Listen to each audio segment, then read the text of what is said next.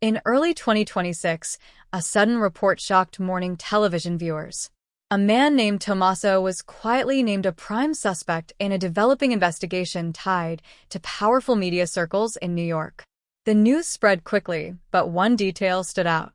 Savannah Guthrie's husband, Michael Feldman, remained completely silent. No statements. No interviews. No denials. The silence raised even more questions. What exactly happened behind closed doors? And why are some people refusing to speak? Stay with us as the full timeline begins to unfold. The story began on an ordinary morning. Newsrooms across the United States were already busy. Producers prepared morning segments. Journalists checked overnight updates. And millions of viewers were starting their day with coffee and television. Then a short online report appeared. It was brief, only a few paragraphs long. But the headline was enough to capture attention. A man named Tommaso had reportedly been named a prime suspect in a developing investigation connected to influential media and business circles in New York City. At first, the report seemed vague. There were few details. No full explanation of the investigation. No clear description of the alleged incident. Only a single line confirming that authorities were reviewing information tied to individuals connected to the media world. Still, the story spread quickly. Within minutes, the headline appeared on multiple news aggregator sites. Social media users began sharing screenshots and asking questions. Online commentators started speculating about who Tommaso might be and what the investigation involved. New York has long been the center of American media. Major television networks, publishing companies, and political communications firms all operate within the city. Because of that, even a small rumor can travel fast. And this rumor moved faster than most. Reporters began searching public records. Some looked through business databases. Others examined older news articles that mentioned the name Tommaso. At first, information was limited. But as the hours passed, a possible connection began appearing in online conversations. The name Savannah Guthrie entered the discussion. Guthrie had been one of the most recognizable faces in American television for years. As co-anchor of NBC's Today Show, she appeared in millions of homes every morning. Her work as a journalist had covered presidential elections, Supreme Court decisions, and international news. But this story had nothing to do with her reporting. Instead, attention turned towards someone much more private. Her husband, Michael Feldman. Feldman was not a television personality. He worked behind the scenes in political communications and consulting. For decades, he had advised companies, political leaders, and nonprofit organizations. His career included service in the White House during the Clinton administration. Later, he became a respected communications strategist working in Washington and New York. Colleagues often described him as careful and disciplined. He rarely appeared in interviews. He rarely made public statements. But now his name was appearing in online discussions connected to the Tommaso investigation. It started with speculation. Some users claimed that Tommaso had attended private gatherings where members of media and political circles were present. Others suggested that certain financial or professional networks might overlap. None of these claims were confirmed, but the internet was already moving faster than the facts. By midday, several independent bloggers and media commentators were repeating the same question. Did Michael Feldman know Tommaso? Major news organizations avoided making that claim. Responsible outlets waited for confirmation before reporting connections. Still, curiosity was growing. Journalists began reviewing Feldman's professional history. Born in 1968, Feldman had built his career in communication strategy. After studying at Tufts University and Georgetown Law, he entered the world of politics. In the 1990s, he worked as a spokesman during the Clinton administration. Later, he moved into consulting, helping organizations manage public messaging during complex situations. Over time, he developed a reputation for discretion. He was known as someone who understood how media narratives worked. And that reputation made the next detail even more surprising. When the speculation about Tommaso began spreading, Feldman said nothing. No statement appeared from his office. No lawyer released a clarification. No social media response addressed the rumors. Even reporters who reached out privately received no reply. For someone who had spent decades managing communication strategies, the silence felt unusual. Some observers believed it was a legal decision. Others believed the rumors were simply not serious enough to address. But silence has a strange effect in modern media. The absence of an answer often creates more questions.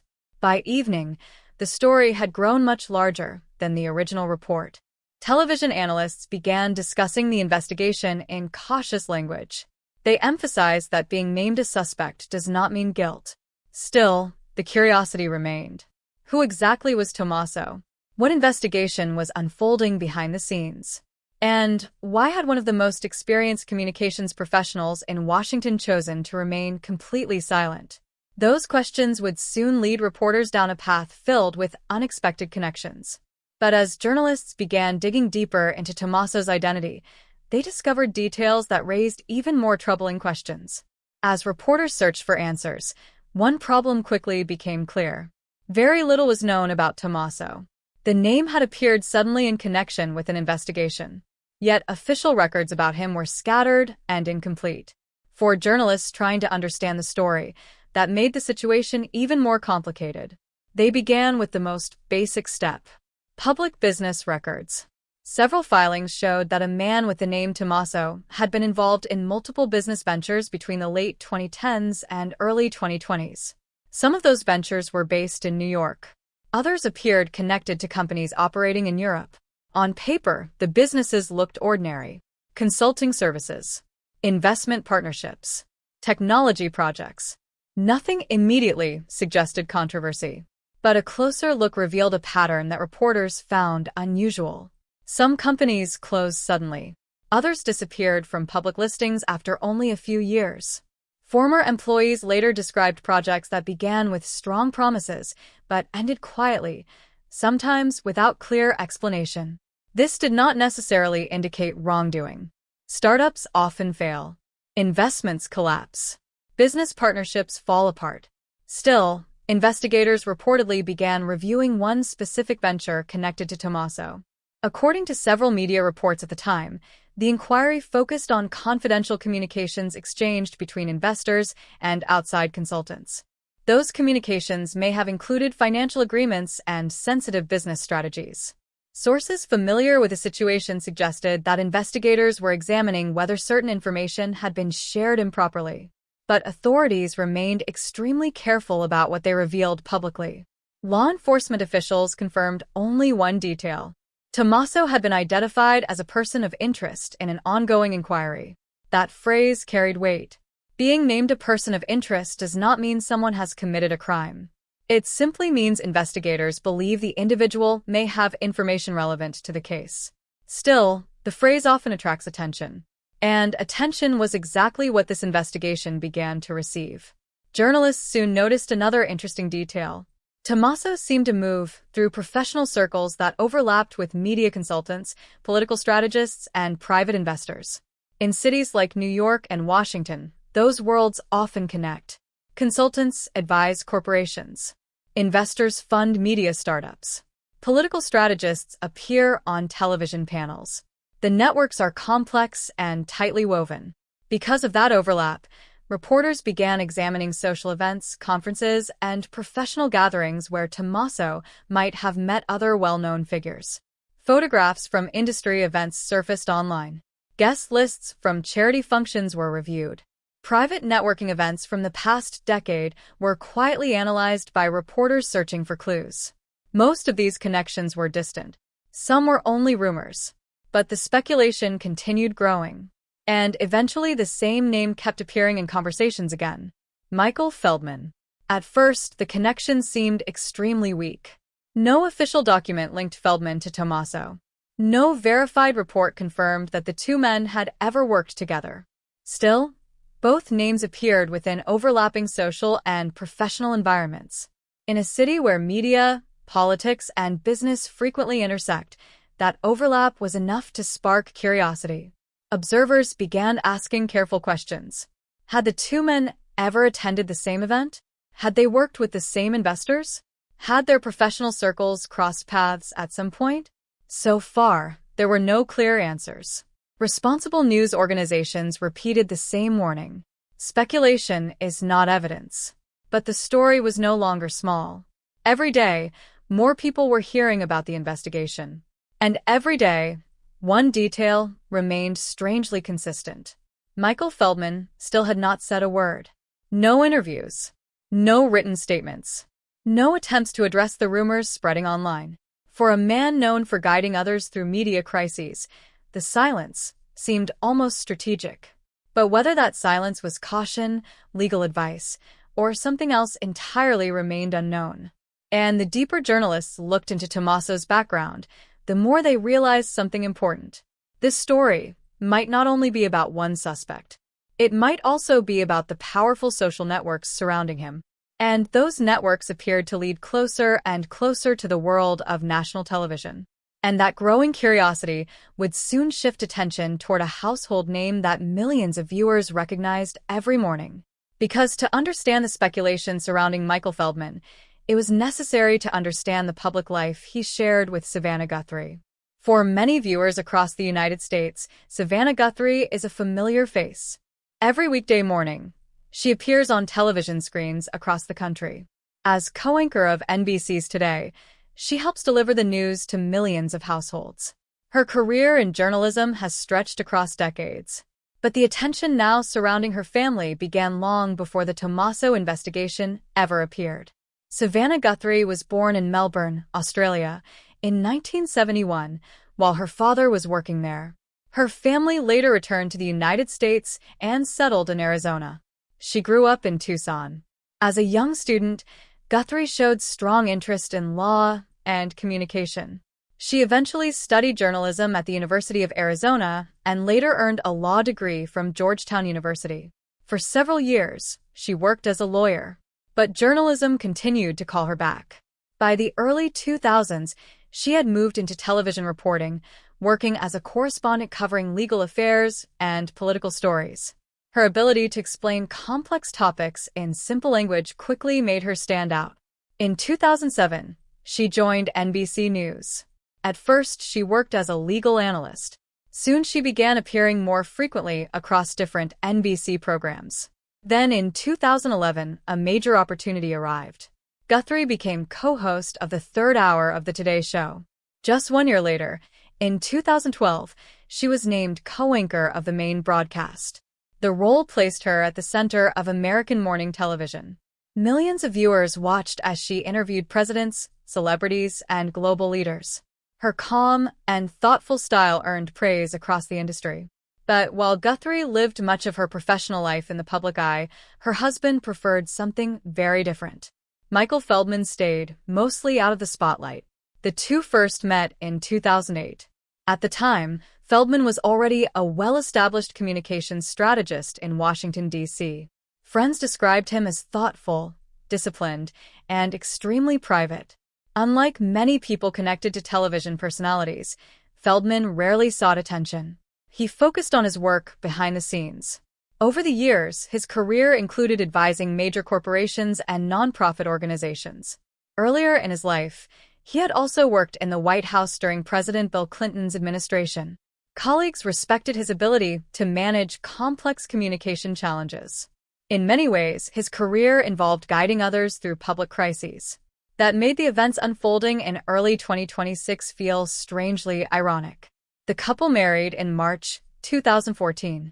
The ceremony took place in Tucson, Arizona, surrounded by close family and friends. The wedding received national media coverage, largely because of Guthrie's popularity on television. At the time, the couple also shared joyful news. They were expecting their first child. Later that same year, their daughter was born. 2 years later, in 2016, their son joined the family. For years afterward, the couple appeared to live a balanced life between demanding careers and family time. Guthrie continued hosting one of the most watched morning programs in America. Feldman continued his work in communications and consulting. Public controversies rarely touched their household, which is why the sudden speculation in 2026 caught so many people off guard.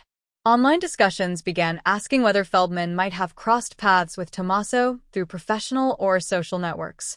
But verified information remained extremely limited.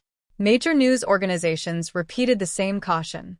There was no confirmed evidence connecting Feldman to the investigation. Still, the curiosity continued growing. Part of the reason was simple. When someone connected to a public figure becomes linked to rumors or speculation, the story naturally attracts attention. Viewers felt they knew Savannah Guthrie. They saw her every morning. They trusted her reporting. That emotional connection made the mystery surrounding her husband feel even more personal to many observers. But the strongest source of curiosity remained the same: silence. Neither Feldman nor Guthrie addressed the speculation publicly. NBC News also declined to comment on the developing story. Days passed. Then weeks. The investigation continued quietly in the background. And while reporters kept searching for evidence, another detail slowly began to emerge.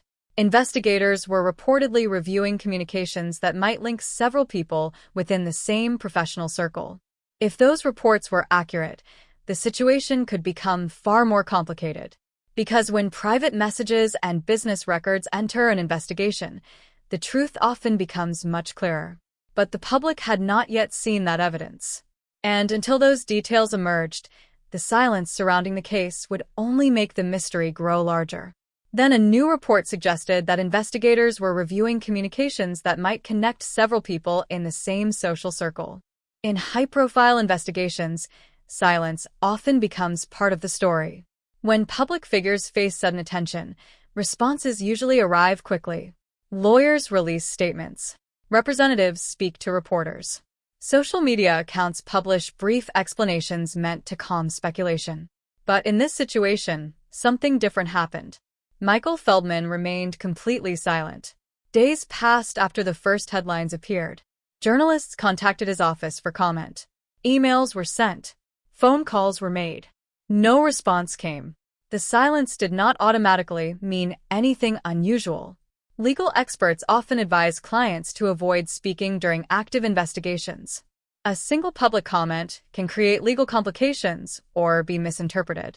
Still, the quiet created a vacuum. And in the modern media environment, a vacuum rarely stays empty for long. Online discussions began filling that space.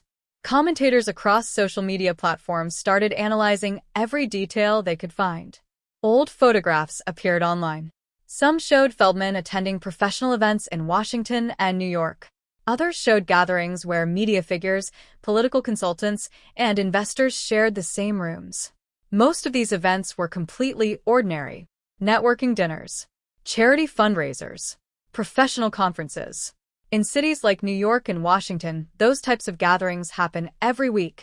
But once speculation begins, even ordinary moments can be examined through a different lens. Some online users tried to identify whether Tommaso had attended similar events.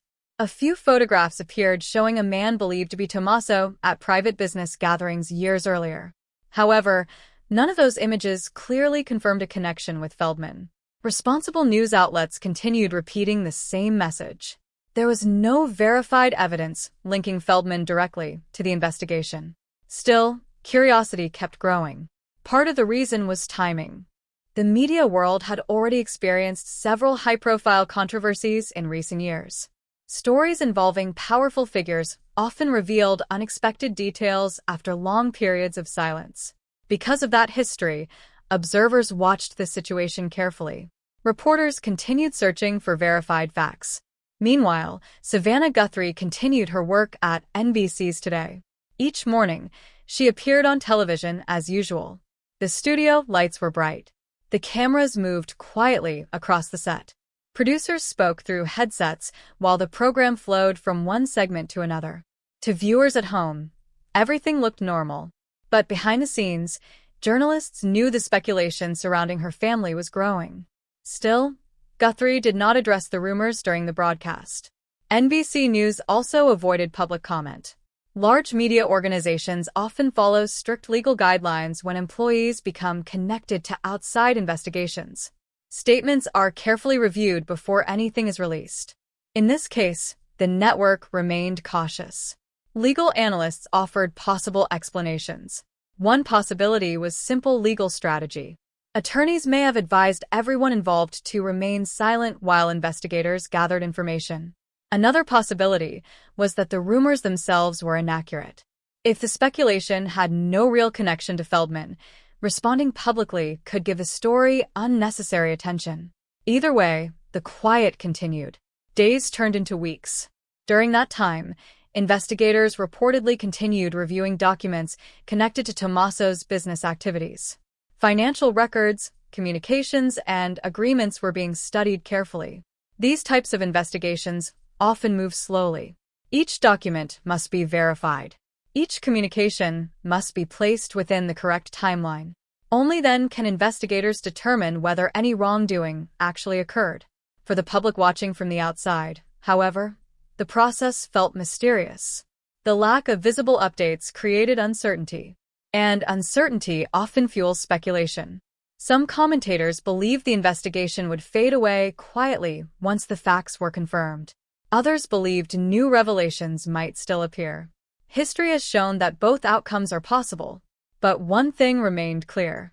Silence had transformed a small report into a national conversation. Because when well-known names appear near an unfolding investigation, every unanswered question becomes part of the story.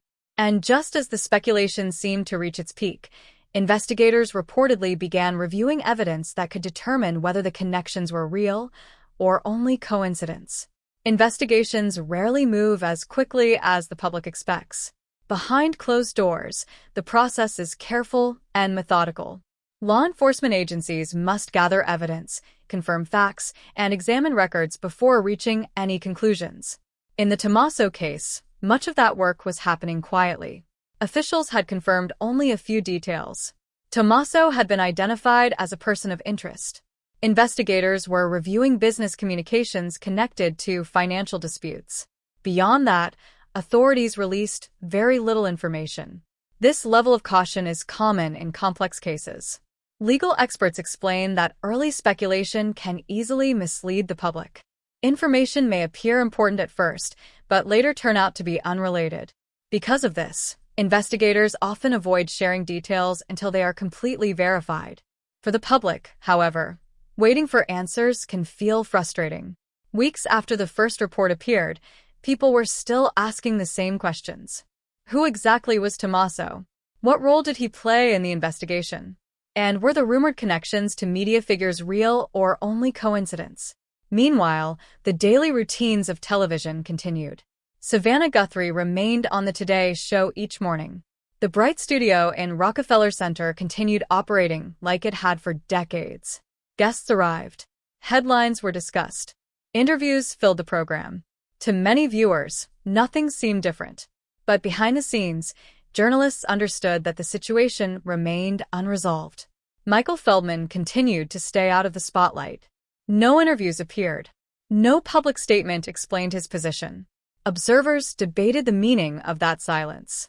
Some believed it showed confidence that the rumors would eventually disappear. Others believed the investigation was simply too sensitive to discuss publicly. In legal matters, silence can serve many purposes. It can protect privacy. It can prevent misunderstanding. And sometimes, it allows investigators to complete their work without outside pressure. But the lack of information also leaves space for curiosity. Media historians note that many high-profile investigations unfold slowly before reaching a clear turning point. Sometimes that turning point arrives when authorities release official findings. Other times it comes through court proceedings where documents and testimony become public. Until that moment arrives, the full picture often remains hidden. In the Tommaso investigation, that moment had not yet come. The known facts remained limited. Authorities continued reviewing evidence, and public attention remained fixed on the unanswered questions surrounding the case. In situations like this, time often becomes the most important factor. As weeks turn into months, new information eventually surfaces. Documents appear. Witnesses speak. Investigators reveal what they have discovered. Only then can the truth become clear. For now, the investigation remains unfinished. And until its findings are revealed, the mystery that began with a single headline continues to echo through media circles. Because somewhere within those unanswered questions, the real story may still be waiting to emerge. The investigation that began with a brief headline has left many questions unanswered. Until officials reveal their final findings, the story remains incomplete, reminding viewers how quickly speculation can grow when facts are still unfolding. If you enjoy deep documentary stories that explore real events and unanswered mysteries, consider subscribing for more detailed investigations and compelling real-life narratives.